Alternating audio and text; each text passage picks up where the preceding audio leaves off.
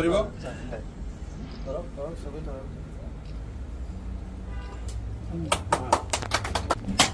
বঢ়িয়া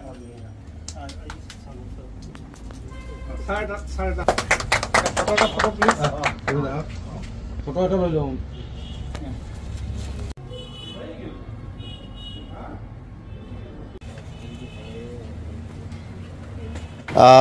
আজি এটা শুভ মুহূৰ্ত বাসুগাঁও এই অঞ্চলৰ বাবে বাসুগাঁও প্ৰেছ ক্লাব আজি এই ঘৰখন উদ্বোধন কৰা হ'ল মই আশা কৰোঁ যে এই অঞ্চলৰ ৰাইজৰ বাবে ৰাইজৰ সমস্যা চৰকাৰৰ কাম বাসুগাঁও প্ৰেছ ক্লাবৰ ঘৰৰ পৰা ৰাইজৰ বাবে ভাল ভাল খবৰ দিবলৈ পাৰিব মোৰ এটা বিশ্বাস আৰু মই আশা কৰিছোঁ এই অঞ্চলৰ এটা ভাল পৰিৱেশ গঢ়াৰ সাংবাদিকতা কৰি এই অঞ্চলৰ এটা ভাল পৰিৱেশ গঢ়াৰ এটা পৰিৱেশ সাংবাদিকতা বা সাংবাদিকসকলে গঢ়ি তুলিব আৰু আশা কৰোঁ যে বাসুগাঁও এই অঞ্চল নহয় আমাৰ সমগ্ৰ বিটিআৰতে এটা শান্তিৰ বাতাবৰণ আৰু এটা ডেমক্ৰেচিৰ যি এটা আমাৰ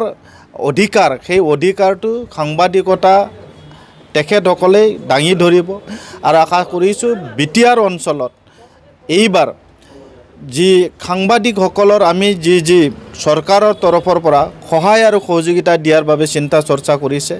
আৰু সন্মানীয় বিটিআৰৰ চিফ প্ৰমোদ বড়ো ডাঙৰীয়াই সাংবাদিকসকলৰ কাৰণে যি ইঞ্চুৰেঞ্চৰ ব্যৱস্থা কৰিছে তাৰ বাবেও মই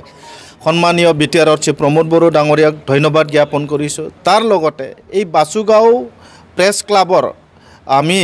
5 লাখ টকাৰ সাহায্য অনুদান দিবৰ বাবে আমি আজি ঘোষণা কৰিছোঁ এই ঘৰখন ভালকৈ নিৰ্মাণ কৰি লওক এই ঘৰখনৰ পৰাই যাতে ৰাইজৰ বাবে ভাল ভাল মেছেজ দিবলৈ সক্ষম হ'ব মোৰ এটা বিশ্বাস গতিকে মই বাসুগাঁও প্ৰেছ ক্লাবৰ সমূহ বিষয়ববীয়াক মই ধন্যবাদ জ্ঞাপন কৰিছোঁ